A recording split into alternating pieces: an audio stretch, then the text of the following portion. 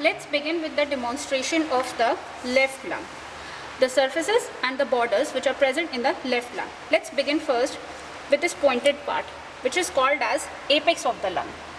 So this is apex of the lung. The lung also has the base. The base can be also said as inferior surface. Now after the apex and the base, the lung has three borders. The short border is known as anterior border, which is present anteriorly. Behind, there is a rounded, ill-defined border, which is called as posterior border. So one is anterior border and the another is posterior border. Downwards, there is one more sharpest border, which is called as inferior border.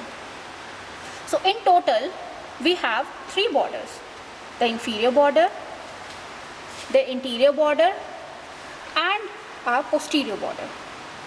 Now, the left lung has three surfaces. The first one, let's begin with the medial surface. This whole surface is your medial surface. The medial surface is further divided into a mediastinal surface, where the hilum is present, and posterior to it, a vertebral surface. Right? So medial surface is divided into mediastinal surface and a medial surface. Vertebral surface. Right? Inferiorly, if you see, in the beginning I told you that this is a base, and we can say that is a inferior surface of the left lung. Clear? Now I am rotating the lung, and I hope you can appreciate some elevations and depression on this surface. I hope you can see this depression here and here. These depressions are because of the presence of the rib.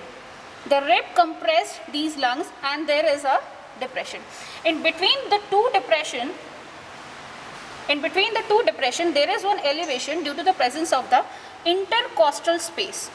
So this whole surface is called as costal surface. Right? So in total, in left lung, we have three surfaces. Right? One is medial surface, costal surface, and downwards is inferior surface. Now, there is on the costal surface, you can appreciate this fissure here. This fissure is called as oblique fissure, because due to the direction of this fissure, it is oblique in shape, right? Going downwards. So this is called as oblique fissure.